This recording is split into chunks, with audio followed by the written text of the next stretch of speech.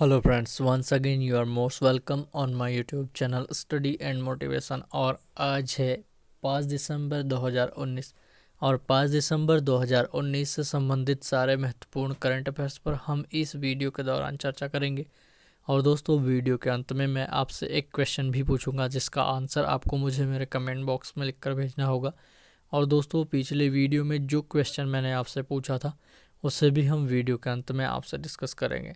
दोस्तों, जैसा कि मैं अपने वीडियोस में हमेशा बोलता हूँ, मेरे द्वारा जितने भी क्वेश्चंस यहाँ पर पुट डाउन किए जाते हैं वो सारे क्वेश्चंस मोस्ट इम्पोर्टेंट क्वेश्चंस होते हैं। आप दूसरी वीडियोस से मेरे क्वेश्चंस का तुलनात्मक अध्ययन करके भी देख सकते हैं। एक चीज़ और बता दूं दोस्तों, वीडियो के अंत में हम सारी चीज़ें एक बार पुनः रिवाइज कर लेंगे ताकि आपको याद करने में ज़्यादा दिक्कत ना हो, ज़्यादा मशक्कत ना करनी पड़े। और इसका जो PDF फाइल होगा वो आप मेरे डिस्क्रिप्शन बॉक्स से डाउनलोड कर लीजिएगा। चलिए स्टार्ट करते हैं आज का पहला क्वेश्चन। आज का पहला प्रश्न है, हाल ही में हैंड इन हैंड संयुक्त सैन्य अभ्यास भारत और किस देश के मध्य प्रारंभ हुआ? तो यह जो अभ्यास है दोस्तों, यह भारत और चीन के मध्य हाल ही में प्रारंभ हुआ है। आतंकवाद से निपटने हेतु इस सैन्य अभ्यास को अभी अभी आरंभ किया गया, जिसका नाम है हैंड इन हैंड 2019 भारत और चीन के बीच। अब बात करें अभी पूर्व में हुए कुछ सैन्य अभ्यासों की जो आपकी एग्ज़ाम की दृष्टि से बहुत ज़्यादा महत्वपूर्ण है। तो एक सैन्य अभ्यास है दस्तलिक 2019, यह हुआ था भारत और उज्बेकिस्तान के मध्य। धर्म गार्जियन, यह हुआ था भारत और जापान के मध्य। और एक है वज्र प्रहार, यह भारत और अमेरिका के मध्य आयोजित हुआ था। अगला क्वेश्चन है हमारा, हाल ही में भारत ने डायरिया को किस सन तक भारत से समाप्त करने का लक्ष्य रखा है? तो डायरिया को भारत से समाप्त करने का लक्ष्य रखा है केंद्र सरकार ने 2022, कितना 2022 तक डायरिया को भारत से पूर्णतः मुक्त करने के लिए भारत ने इस सन का लक्ष्य रखा है, कितने का? 2022 का। अब बात करें अभी यह हाल ही में चर्चा में क्यों आया, क्योंकि अभी अभी केंद्र सरकार द्वारा वैक्सीन इसकी लॉन्च की गई है जिसका नाम है रोटावेक 5D। क्या नाम है उसका?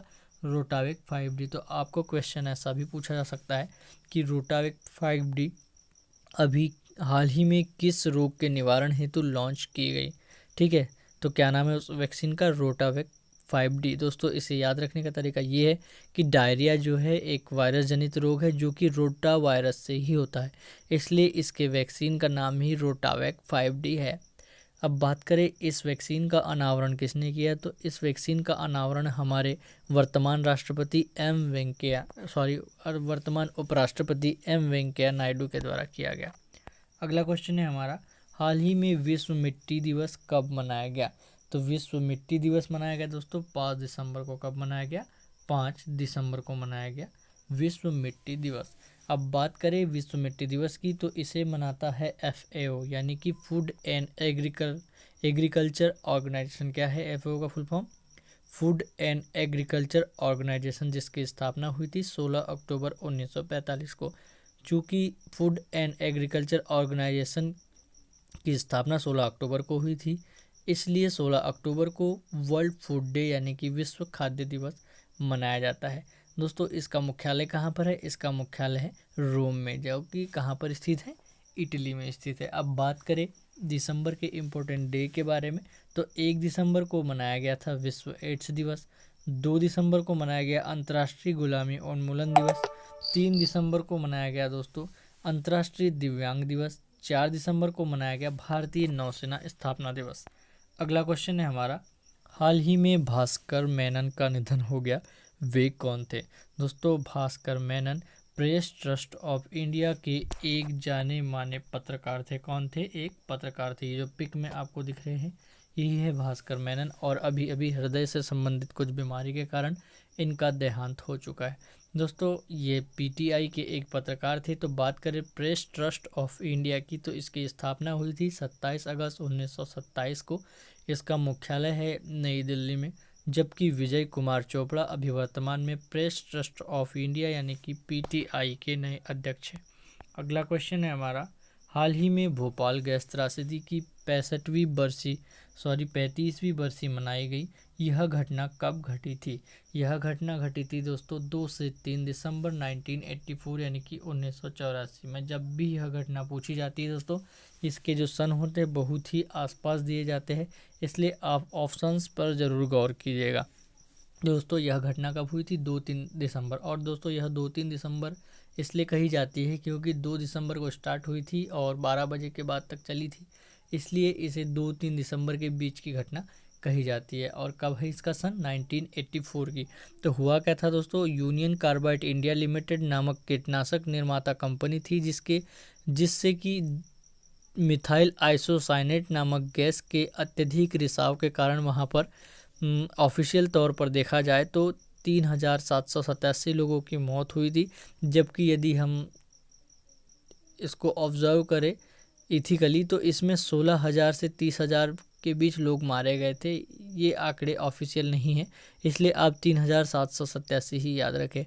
और दोस्तों 5 लाख से अधिक लोग इसमें घायल भी हुए थे। एक बहुत बड़ी त्रासदी, एक बहुत ही दुखद घटना थी भोपाल गैस त्रासदी। किस गैस के कारण हुई थी यह तो कई बार पूछा जा चुका है। तो किस गैस के कारण हुई थी? यह हुई थी मिथाइल आइसोसाइनेट।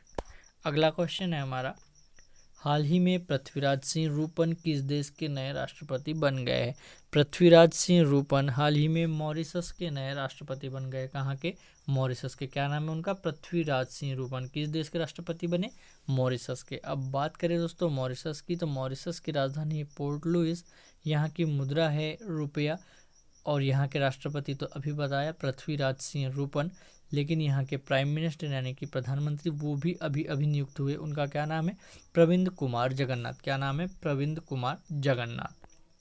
अगला क्वेश्चन है हमारा, हाल ही में एडीबी के नए अध्यक्ष के रूप में किसे चयन किया गया है? दोस्तों एडीबी के नए अध्यक्ष चुने गए हैं मात्सुगु अस्कावा। क्या नाम है उनका? मात्सुगु अस्कावा। ये जो पिक में आपको दिख रहे हैं यही है मात्सुगु अस्कावा, और यही अभी एशियन डेवलपमेंट बैंक के नए अध्यक्ष बने। अब बात करें हम एडीबी की, तो एशियन डेवलपमेंट बैंक की स्थापना की गई थी 19 दिसंबर 1966 में, और इसका हेडक्वार्टर है फिलीपींस की राजधानी मनीला में, जबकि अभी इसके सदस्य देशों की संख्या 68 यानी कि 68 है। अगला क्वेश्चन है हमारा, हाल ही में किस फुटबॉल खिलाड़ी को फीफा बैलन डोर पुरस्कार से नवाजा गया? दोस्तों फीफा बैलन डोर पुरस्कार वर्ष के सर्वश्रेष्ठ फुटबॉलर को दिया जाता है। तो यह अवार्ड इस बार का गया लियोनल मेसी को। किसे गया? लियोनल मेसी को। ये जो पिक में आपको दिख रहे हैं यही है अर्जेंटीना के मशहूर फुटबॉलर लियोनल मेसी। दोस्तों लियोनल मेसी का क्वेश्चन ऐसा भी पूछा जा सकता है कि मशहूर फुटबॉलर लियोनल मेसी का संबंध किस देश से है? तो किस देश से लगाएंगे आप? अर्जेंटीना से। अब बात करें दोस्तों फुटबॉल की, तो फुटबॉल की सर्वोच्च संस्था है फीफा, जिसका फुल फॉर्म होता है federation of international football association, जिसकी स्थापना 21 मई 1904 को की गई थी, जिसका हेडक्वार्टर है ज्यूरिख में, जबकि वर्तमान में गियानी इन्फेंटियानो इसके हेड यानी कि प्रमुख है। अगला क्वेश्चन है हमारा, हाल ही में एडीबी ने, यहाँ एडीबी लिखा हुआ है दोस्तों माफ़ कीजिएगा, एडीबी ने किस राज्य को ऋण प्रदान करने की मंजूरी दी है? हाल ही में एडीबी ने तमिलनाडु को ऋण प्रदान करने की मंजूरी दी है। अब बात करें एडीबी ने मंजूरी दी है, तो मैंने अभी अभी आपको बताया है कि 19 दिसंबर 1966 में एडीबी की स्थापना की गई थी, जबकि इसके सदस्य देश कितने हैं? 68। और यहाँ की जो इसका जो हेडक्वार्टर है वो कहाँ पर है? वो फिलीपींस की राजधानी मनीला में। चलिए दोस्तों इसे फटाफट एक बार रिवाइज कर लेते हैं। पहला क्वेश्चन मैंने पूछा था, हैंड इन हैंड संयुक्त सैन्य अभ्यास भारत और किस देश के मध्य हुआ? भारत और किस देश के मध्य? भारत और चीन के मध्य। भारत ने डायरिया को किस वर्ष तक भारत से समाप्त करने का लक्ष्य रखा है? 2022 तक। विश्व मिट्टी दिवस यह कब मनाया गया दोस्तों? 5 दिसंबर को। भास्कर मेनन जिनका निधन हो गया वे कौन थे? कौन थे? एक पत्रकार थे। भोपाल गैस त्रासदी इसकी क्या डेट है दोस्तों? 2 से 3 दिसंबर 1984। पृथ्वीराज सिंह रूपन किस देश के नए राष्ट्रपति बन गए? किस देश के? मॉरिशस के। एडीबी के नए अध्यक्ष के रूप में कौन चुने गए हैं? यह चुने गए हैं मात्सुगु अस्कावा। अगला क्वेश्चन है, किस फुटबॉल खिलाड़ी को फीफा बैलन ड'ओर पुरस्कार से नवाजा गया? किस फुटबॉल खिलाड़ी को? लियोनेल मेसी को। अगला क्वेश्चन है, एडीबी ने किस राज्य को ऋण प्रदान करने की मंजूरी दे दी है? किस राज्य को? तमिलनाडु को। अब बात करें दोस्तों क्वेश्चन ऑफ द डे की, जिसका आंसर आपको मुझे मेरे कमेंट बॉक्स में लिखकर भेजना है। वह क्वेश्चन आपके लिए है, हाल ही में बहुचर्चित किताब अर्ली इंडियंस किसकी कृति है? Your options are Tony Joseph, Kuldip Nayar, Ravish Kumar और कल्पना सेठ। अब बात आती दोस्तों पिछले दिन के क्वेश्चन का आंसर की, तो वह आंसर था उसका कि मित्र शक्ति संयुक्त सैन्याभ्यास किन दो देशों के मध्य हुआ? तो अभी अभी मित्र शक्ति सैन्याभ्यास भारत और श्रीलंका के मध्य आयोजित किया गया। तो यह था आज का हमारा वीडियो। यदि आप मेरे चैनल पर नए हैं तो आपसे एक हम्बल रिक्वेस्ट है कि इसे सब्सक्राइब कर लीजिएगा और वीडियो को लाइक करना ना भूलिएगा।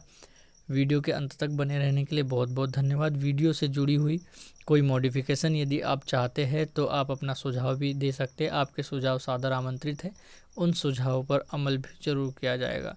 वीडियो के अंत तक बने रहने के लिए पुनः एक बार बहुत बहुत धन्यवाद। Thank you so much.